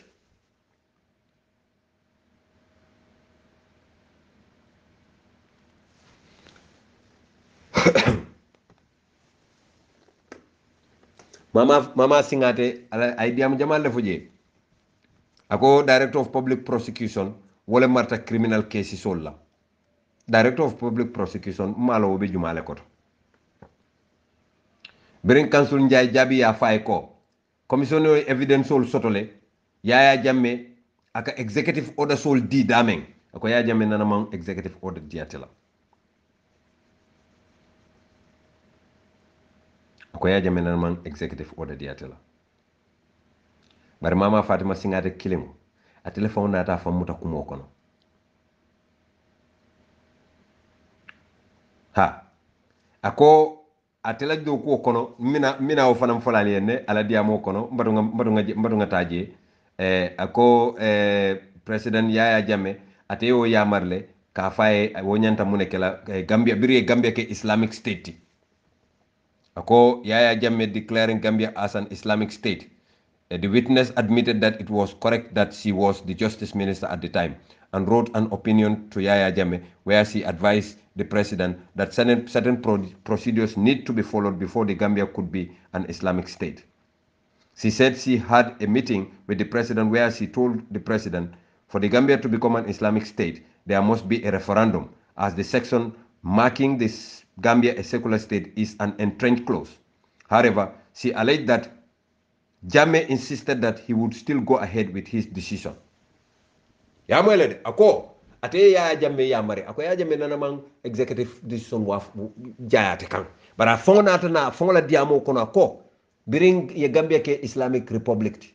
ate ya fo Yaya Jammeh ne bari Yaya Jammeh kay nen tebe bo kelale no regardless. Arrest of UDP demonstrators 2016 Mama Fatima Singate ko ako ate wala areso woni luwa tatale kat wole luwa le tinya tonya nyindi ni wala arrogant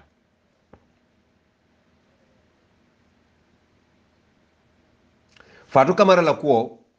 ya fay ne koy Fatou Camara mutabamba dinga tilimuwan anil lulu menni luwa manta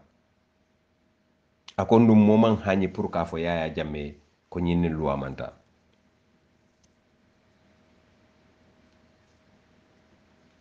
Mama Fatima Singate badin Gambian kolu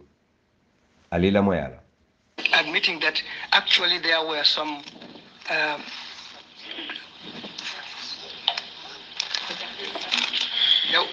For the first time,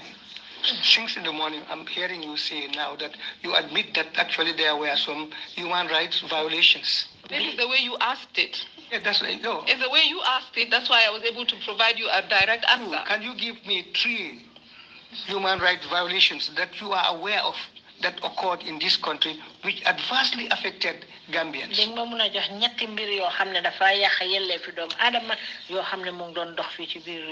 I can give you an answer as I know now, but I did not know at the time. And that al tulo be mama fat me oncle imam le ka nyinin katen ko laftal pour yayitan din na fen saba même mu hadama do la nyanti tinyati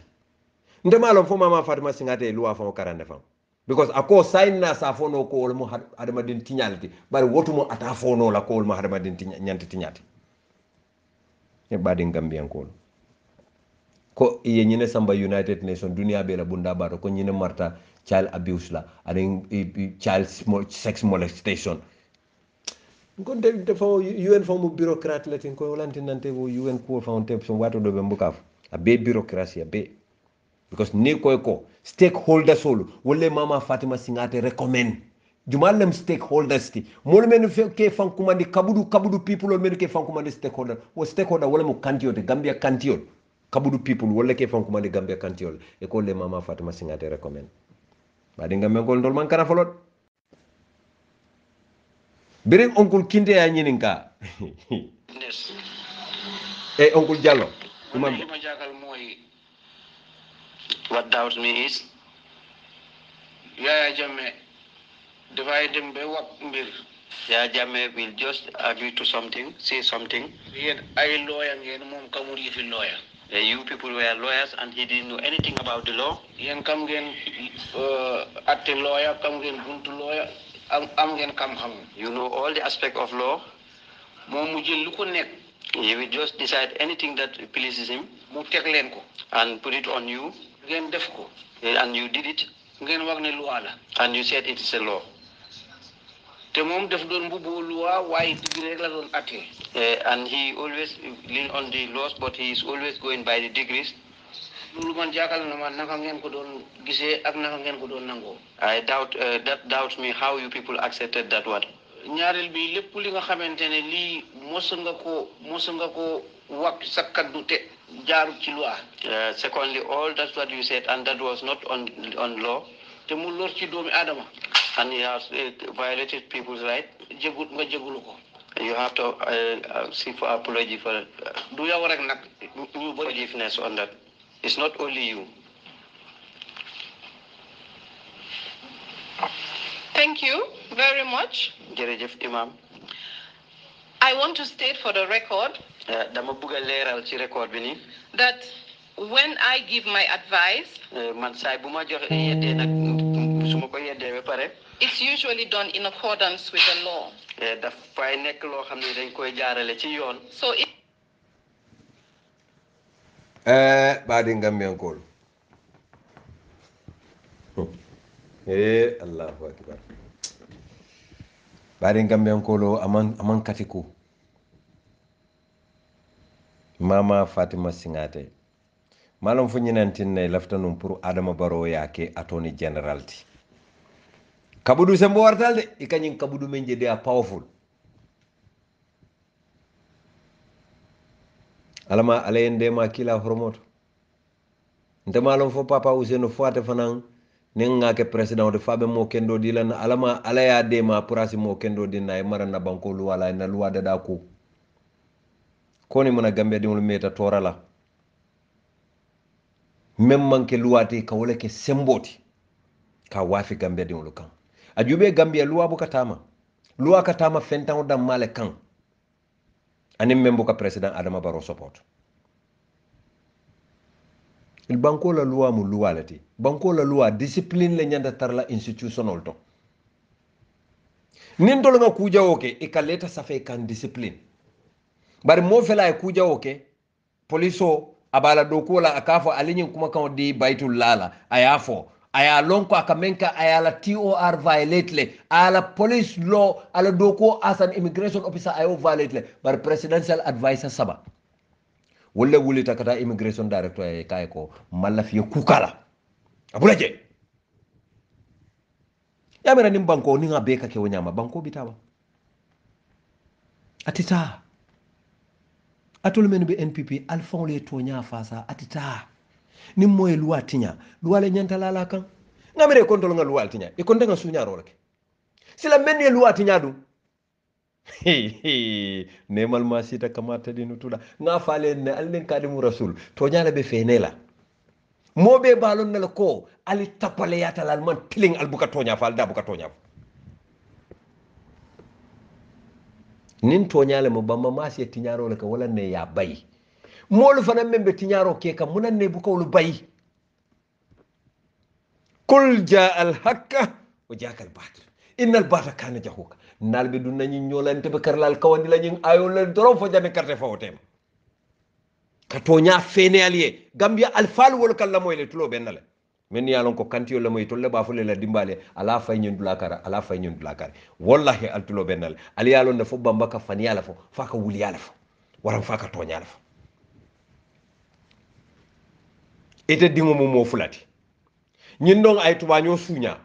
ñin do ye siso suña ñin do ye nin so suña e ko me tuba ñoo suña ko ala la ni tabulo ka ya lipa me siso suña ye kab ye fonkota mari nion kota ya bute me ye nin so suña yow kuma ni bunko no ye drink carton di ala kay ko kay ñimmi ite kila korda de la bam fo ka tiñal ñu ne be Gambia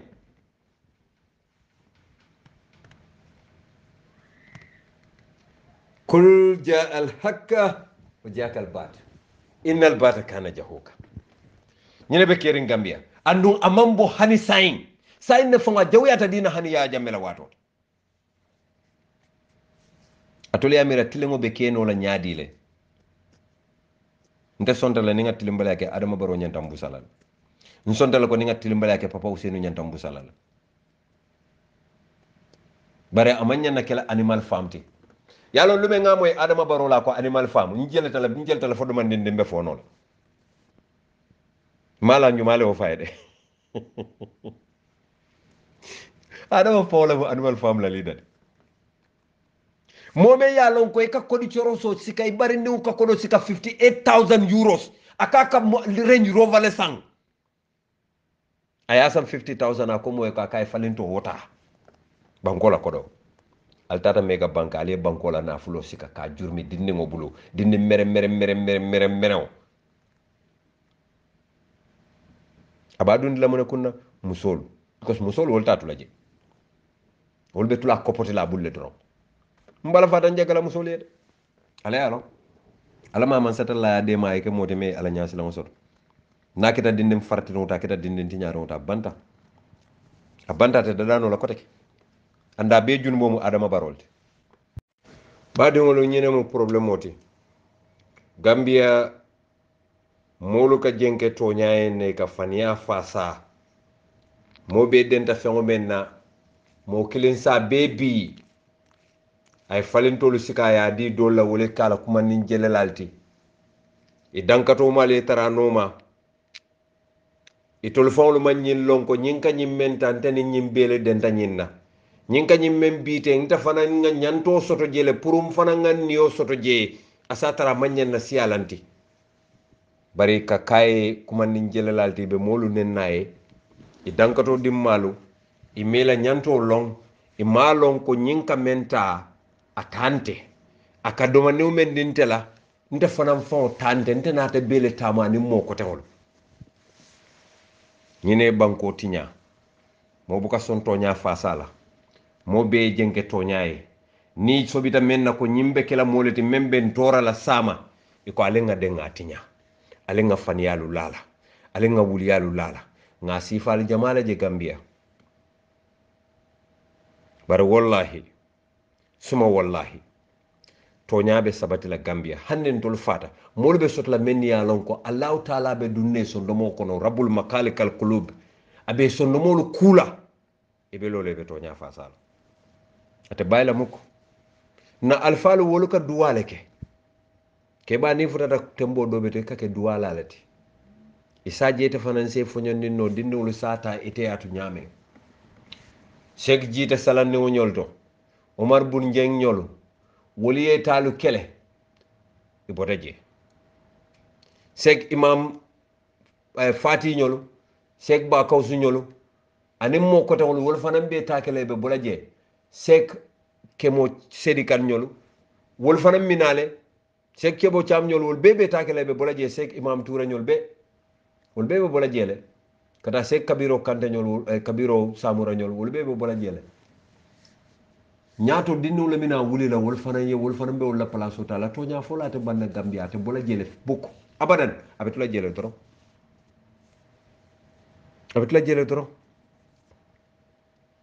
hannin tol buka tonya fo la si tonya fon tole dia kuya hannin ngan tulo suki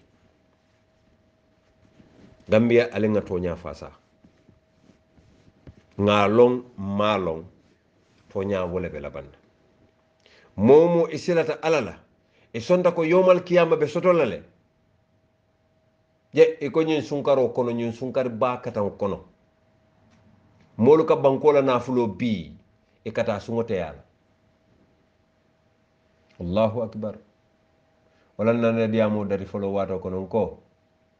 alama alay Sheikh Yusuf so isaja si hikma soto asi tonya fasa bayri nga sikeno aka mennu dole fo faniyal mo baramalon ko faniyal ya fate nyama ka fo le nyama no Sheikh sedikan ke mo sedikan ya mem fay woy kawandole fay woy diamo bande ko fa in jaakum fasikin bi nabay fatabayyan ndeman karande bari karan ko diatante baake ndeman fellonde bar lonnal la ko kante sewo baake nka nyabo fe wallahi mbana galunal jube nka nyabo fe ka mun fe ko e ka fo nyame ka harafol fo nyame mbana nga fo jama harfo kadiya sako ni alon walantin nan katar kitabo karan nan katar alqur'ano karanna angale kawol to anin say yalon lonnal yenda hande baake alqur'ano dolbe safarin angale kan arabu kamma ne wallahi momo lafta ala lonne balon dal foni yeda bo ko sit sayin kawol be alla kitabo be safra beto bi hadama diwul kono alay da fe menu da kila to ka fo nyame sallallahu alaihi wasallam da fe ko tan to bu ka fa nyam bi mbete moment because ala la lolu kila to sifo ala la lolu sinya lulu salwato kono hani mente salwato kila to sifo sallallahu alaihi wasallam koto nite koy kawo kanna sorle anim man satalla jallam wa ala rabul nafsi man so men marte niola fa injaakum fasikin bi nabahi fatabayyanu mennu ka kuma kam fote asi keno wol mo fasikol lalde bari lafite alala mo ite me yalon ko yefan suti yande alala ko alala mole muyti ite ka alala kanna sora na la kila ilafite le faniya oto kana son ni afoye ko ko alka men ko mo fon lafta nay diam ya nyinin ka fana na kumo la fana ya tafoy ye dolu nyinin ka nin tambe ko be faniya alla aka men foto nyanta ketaten isina na foko ha jama ko le de ay nyineke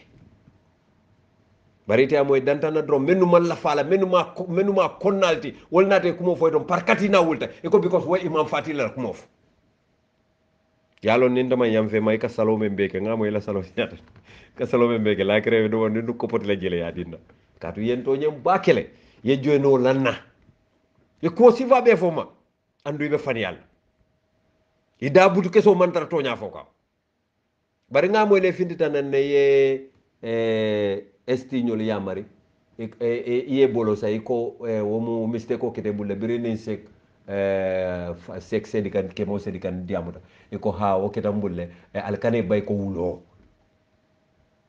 muna kawandi la fo me ya lon ko ka alala kan sore ite sa fa al hadama di bay ko wulo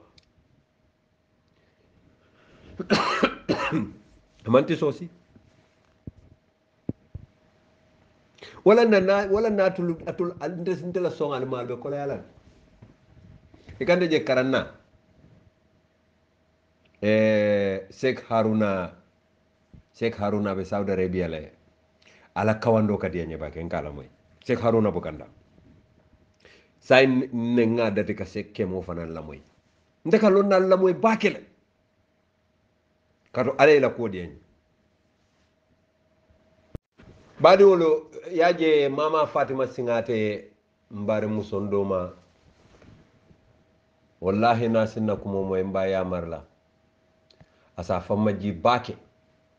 kato famma ji nyontala ni aje Gambia dingol be kam fata e ko munantene mama Fatima Singate ta Kasamba United Nation primary musolla sunkutindul la nyapin kandirol ni sunkutindul la diako ya wafil ni sunkutindul la tilimbal yal ni ke laño ya e ko amam mana soto amam hormo soto ima fama londo soto de akaranta lay londo soto bari kama hormo soto oto momo ya kanu nyanta yamar la walla alila moy doron oncle Imam Jallow ka même faye as the person directly responsible for supervision of all staff matters, isn't it your right to look over the shoulders of your staff and underneath their shoulders to ensure that justice is done? ndax nag du woon ne xool waxoon nga fi ne yow nekkuloo da ngay topp rek gannaaw ñi nga xam ne ñooy sa ay liggéeyandoor. Because the impression it gave me is that you didn't know what they were doing. waaye nag fooguloo ne sa warugal la tamit nga topp ba xam li nga xam ne ñi sa roon yëpp loolu lañ doon def parce que li ma nuru mooy ne yow xamuloo woon ñooñu li nga xam ne moom lañ doon doxal. That's a very good question, but it's not humanly possible. loolu nag laajte bu baax la waaye nag du loo xam ne ni man a teeg doomu aadama la. In a ministry that has over 100 staff. ci buntu liggéeykaay boo xam ne dem ci téeméeri nit ñoo fay liggéey. And over 7 departments. ak lu dem ci juróom-ñaari buntu liggéeykaay. I cannot be looking over the shoulder of every department head. mënuma nekk na di seet mbagg yi ñëpp ñi nga xam ne ni ñoo fay liggéey wala jiite. I trust their competence and their qualification for holding that position. wóolu woon naa nag seen màcc ak seen taxawaayi liggéey. I am asking for, you said you to overlook on the shoulders of your staff, whether there are 1 million of them. You have sources through which you could pass to ensure that you know what people are doing, particularly if they are violating the rights of human beings in your country. Wallahi.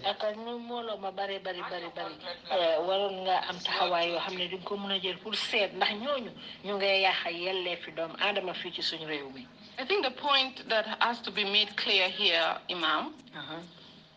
is the fact that violations of human rights were not done directly by staff in my office. That those rights, with regards to detention and arrest, that's under the purview of Ministry of Interior. te yelleef yooyu nag duutoon na yëpp nag daal ci suma ron ministre la nekkoon. jàpp yeeg yooyu noonu nag mu ngi nekkoon ci ron ministre bi saytu wàllu doxalin bi réew mi. mama come on mama ifanam kanan kam fandi du kare je alika mama singata mela ko hadama dul nyanti tinya mantara wobe ke kan dame wo mantara te koto so amantare koto, that means you don't have to care much more ikamol sorong illegally ikalua yelmandi ike sorong because President Jammeh laftale sorong menu ke sorong jojo le mol folu tete koto ba koni Gambia altulo be nyin nala de ya jente men kante jahale loyal la koto ni nata e ka fobe loyal ya le tala kato menu ke nyin ka wol fana mu loyal leti pour ka loyal ya ta ka foko ete nyin ka no la nyin sifala ete nyin this is a commission, this is not a courthouse. It is just a commission. You are a witness.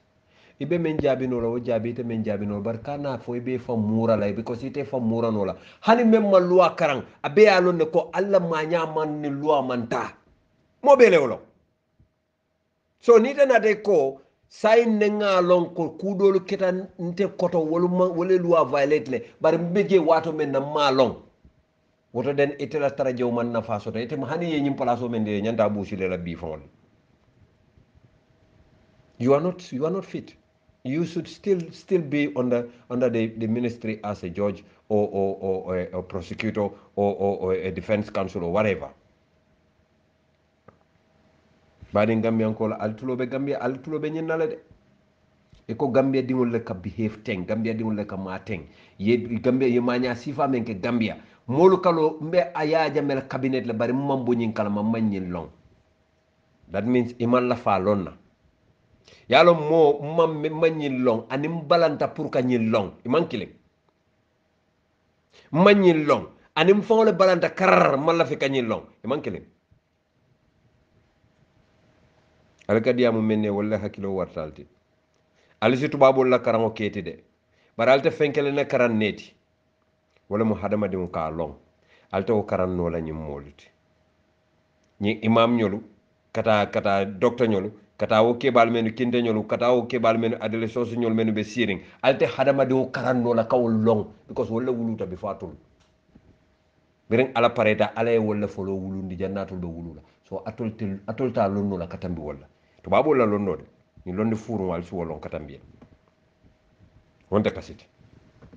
Badi Gambian kolu. Ngal tendu ngal jeyi. Alama ale Cairo sabatende Gambia. Kilanen kilara mor hormoto. Alama man satal layem beso hikmala. Kilanen kilara mor hormoto. Albadi malamu bamba sereng mas kadimo rasul.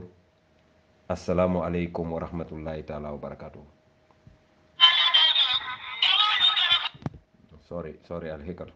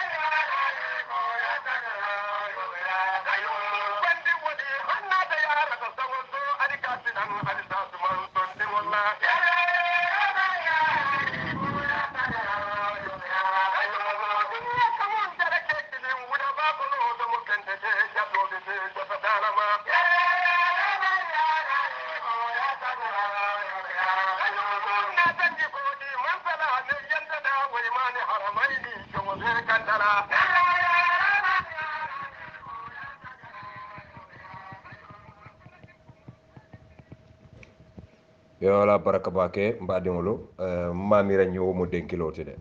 bari ko denkilo ko kay ka haram tale nta malon de ma fa har aman haram ko malo bari mamira nyi mo denkilo tede ala baraka bake al badi malamu bamba serej mas kadim rasul assalamu alaikum wa rahmatullahi ta'ala wa barakatuh